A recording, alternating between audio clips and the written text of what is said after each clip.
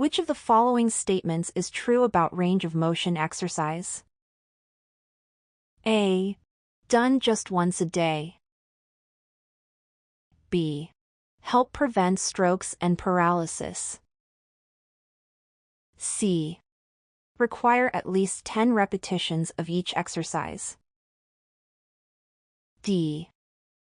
Are often performed during ADLs such as bathing or dressing.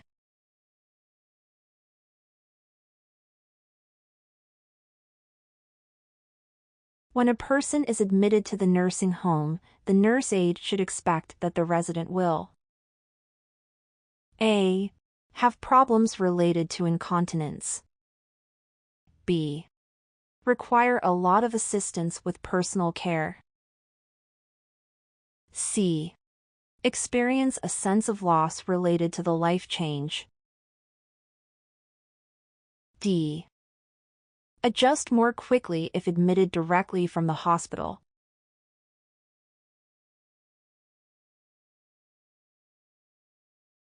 The resident's weight is obtained routinely as a way to check the residence. A. Growth and development. B. Adjustment to the facility. C. Nutrition and health. D. Activity level. A resident who is incontinent of urine has an increased risk of developing A. Dementia. B. Urinary tract infection. C. Pressure sores. D. Dehydration.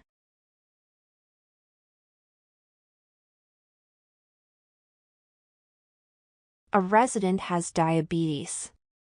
Which of the following is a common sign of low blood sugar? A. Fever.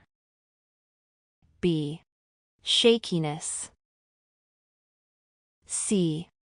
Thirst. D. Vomiting.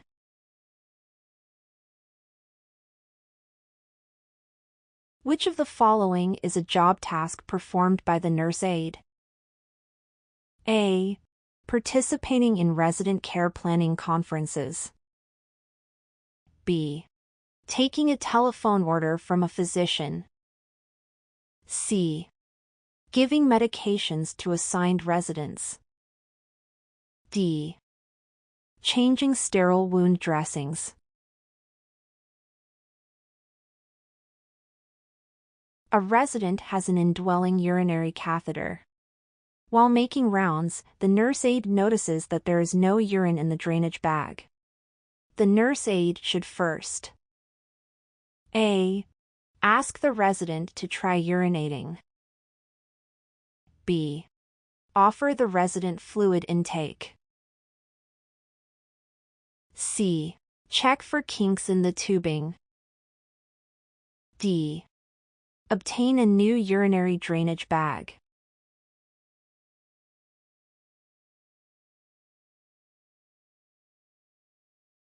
When providing foot care to a resident, it is important for the nurse aide to A. Remove calluses and corns. B. Check the feet for skin breakdown. C. Keep the water cool to prevent burns. D. Apply lotion, including between the toes.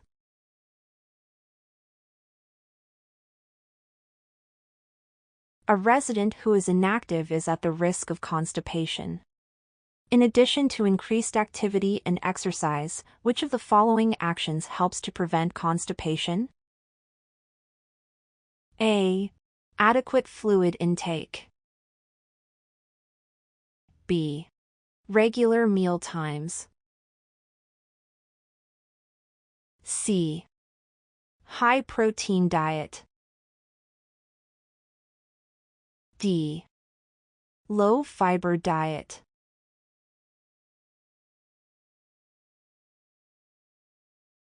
When walking a resident, a gate or transfer belt is often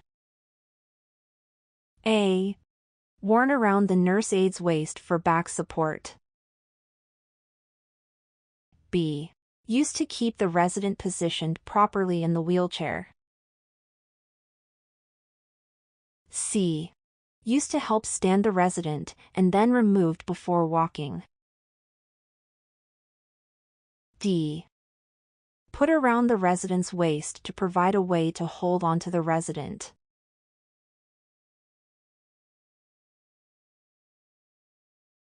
Gloves should be worn for which of the following procedures?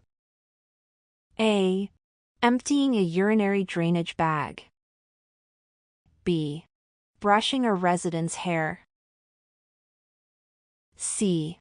Ambulating a resident. D. Feeding a resident.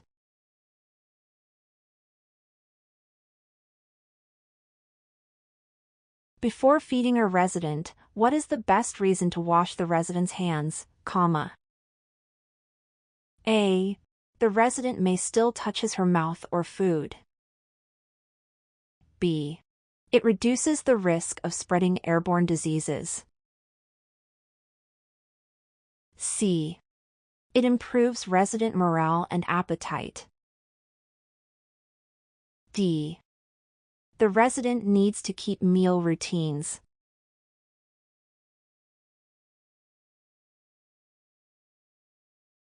Which of the following is true about caring for a resident who wears a hearing aid? A. Apply hairspray after the hearing aid is in place. B. Remove the hearing aid before showering. C. Clean the ear mold and battery case with water daily, drying completely. D. Replace batteries weekly.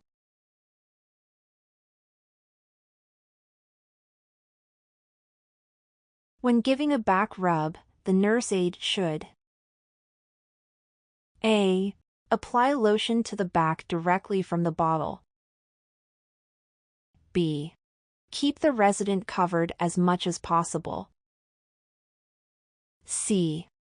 Leave the extra lotion on the skin when completing the procedure. D. Expect the resident to lie on his or her stomach.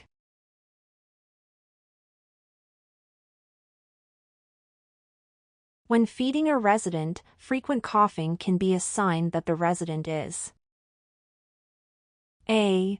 Choking. B. Getting full. C. Needs to drink more fluids. D. Having difficulty swallowing.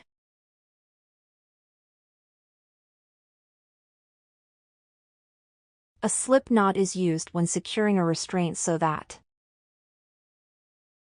A. The restraint cannot be removed by the resident. B. The restraint can be removed quickly when needed. C. Body alignment is maintained while wearing the restraint. D. It can be easily observed whether the restraint is applied correctly.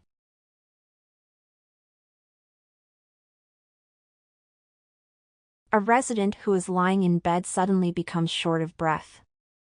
After calling for help, the nurse aide's next action should be to A. Ask the resident to take deep breaths. B. Take the resident's vital signs. C. Raise the head of the bed. D. Elevate the resident's feet.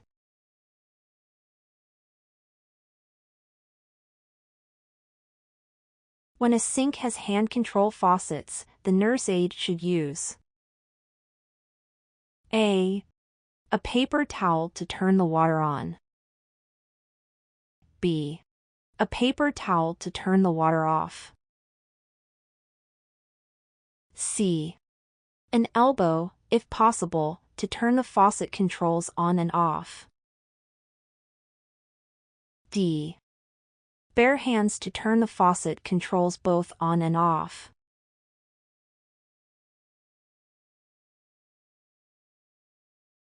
Due to ethnic, racial, and cultural factors, which of the following groups is less likely to be diagnosed with diabetes?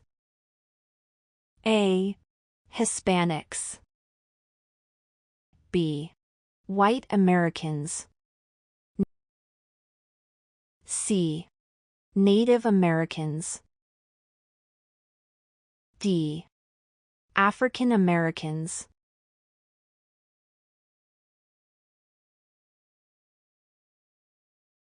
In order for a microbe to survive, it must have somewhere to live. What is the term used to describe the area where the microbe lives? A. Reservoir. B. Portal of entry. C. Source. D. Method of transmission.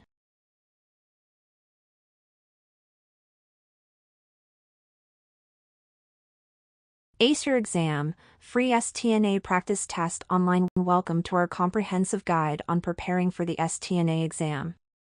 Whether you're a nursing student or a healthcare professional looking to become a state-tested nursing assistant in Ohio, this article will provide you with valuable tips, resources, and practice materials to help you succeed in your exam. One of the most effective ways to prepare for the STNA exam is by taking practice tests. A practice test allows you to assess your knowledge, identify areas for improvement, and build confidence in your test-taking abilities. These practice tests are designed to simulate the actual exam experience and cover the essential topics tested in the STNA exam. By utilizing these practice tests, you can familiarize yourself with the exam format, improve your time management skills, and gain a better understanding of the content. Additionally, this article will provide you with specific tips tailored to the Ohio STNA exam. Understanding the structure and content of the exam is crucial for effective preparation. By knowing what to expect, you can develop a study plan that targets the key areas and allocate your time and resources accordingly.